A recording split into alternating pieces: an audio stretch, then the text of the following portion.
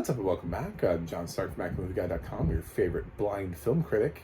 And this year is the 30th anniversary of The Lion King. So I'm finishing out all three of the animated Lion King movies in order of release. So this is Lion King 1.5. This is a second look at Lion King 1.5. Yes, I've seen this movie before, just like I'd seen Lion King 2 Simba's Pride before.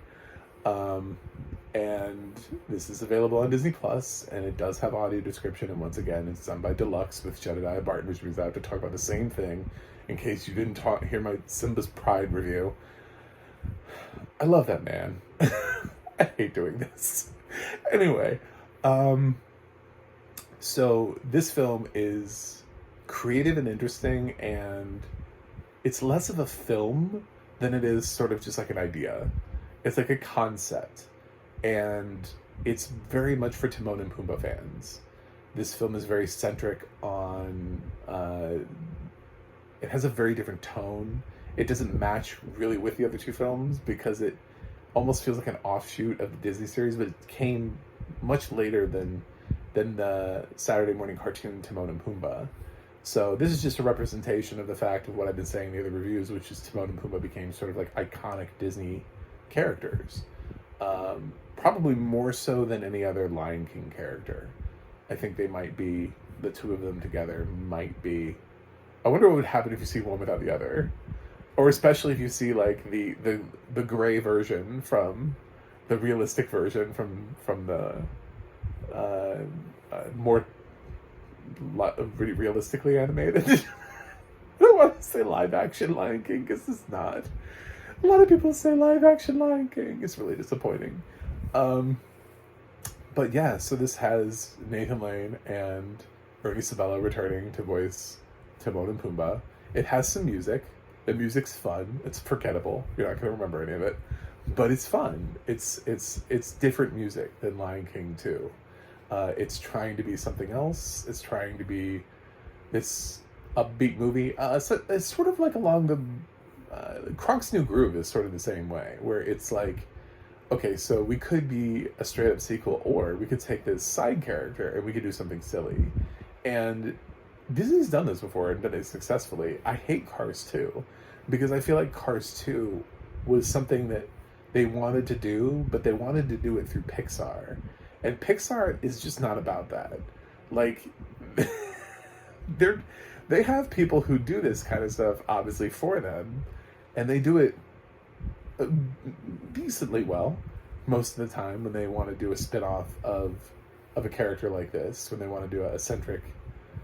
This is not a Pixar thing. Don't expect Pixar to do it well, because Cars 2 is my least favorite Pixar movie. So, with that said, I enjoy Lion King 1.5. It's goofy. It's funny. It starts off with Timon and Pumbaa sort of breaking the fourth wall. They break the fourth wall a lot in this. And then they go back to the beginning of Timon with his meerkat family. And Pumbaa and Timon meeting Pumbaa and them, sort of living their Hakuna Matata lifestyle. And it works their way sort of through the musical a little bit, and there are times where it's really clever. Like they are underground in a den, and like I Just Can't Wait to Be King is happening above them, and Timon's below just getting them to quiet down like they do Neighbors, and complaining about and like hitting on the ceiling. There are a lot of jokes here that'll work for adults that it's a clever film. It's not really a film. Like, it's not as traditional as the thing as it's just like a gimmick. It really feels like a gimmick, but it is like feature length, and there is a story here, and it's funny, and it's goofy, and it's silly, and I enjoy it. I do. I enjoy the Lion King 1.5. I think it's fluff, but I think it's fluff that knows it's fluff. It is selling you fluff. It's not trying to be anything more than what it says it is.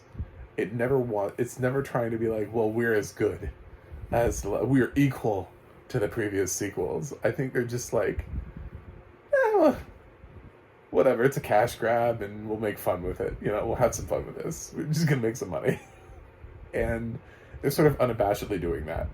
And there's something to be said for that. So I don't mind it. I don't mind a sequel at all. So the audio description now, it's still Jedediah Barton. I don't know why he was hired to do the 2 sequels. I love Jedediah, and he's easily one of my favorite narrators. And when I hear his voice, when I know he's on a project, I feel like at least I know the project is going to be well written. It's going to be well described. I don't know what kind of power he has as a narrator, but I do feel like there's something, like, I've never heard him read like a bad script. You know, I feel like he's still like, he looks at a script he gets handed, and I'd like to think that he would hand it back. He'd be like, no, this is hot garbage. I'm not reading this. Because he always seems to be reading really well done scripts. He works a lot for Deluxe, which produces a lot of really good work.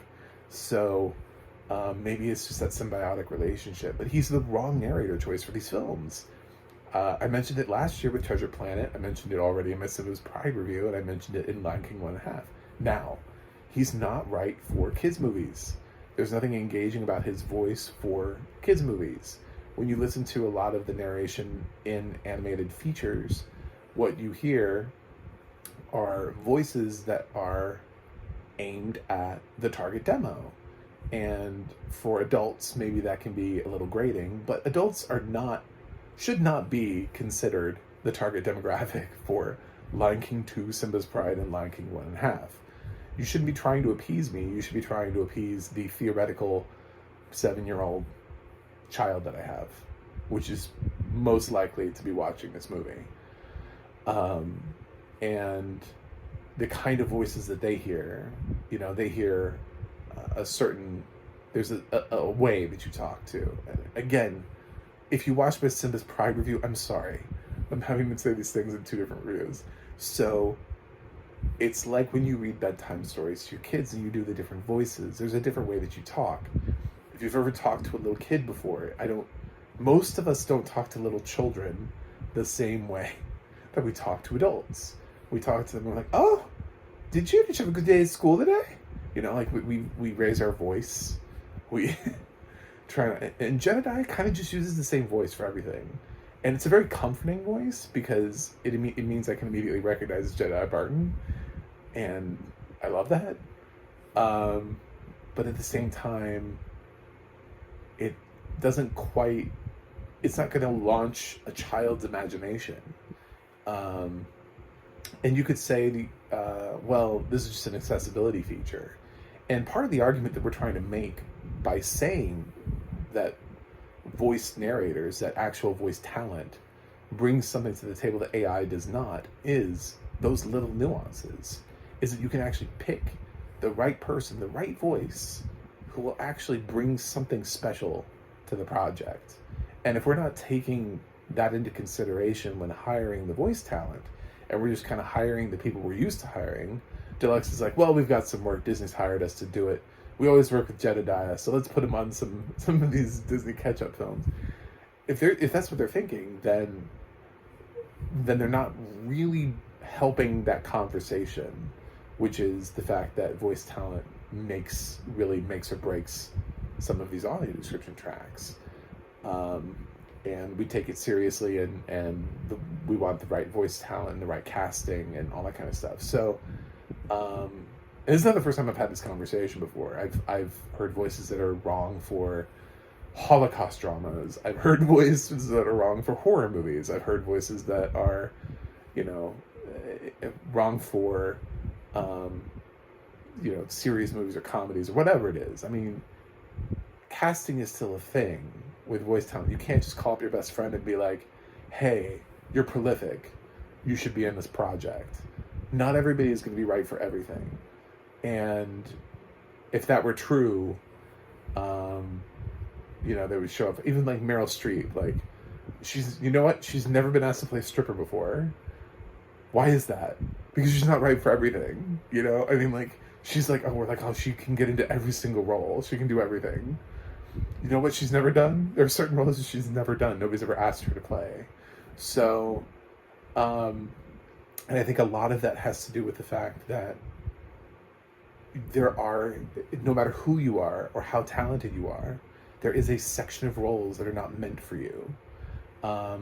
Voice talent, it feels less that way because we get into a part of like not knowing ethnic or racial backgrounds for people, so they can get away with hiding in roles that maybe they should not be voicing. And I'm not just talking about audio description, I'm talking about in general with cartoons and everything like that. Like you could sneak in and cast somebody who, it's like, who is this person? I don't know. Do we know? I don't know what this person looks like.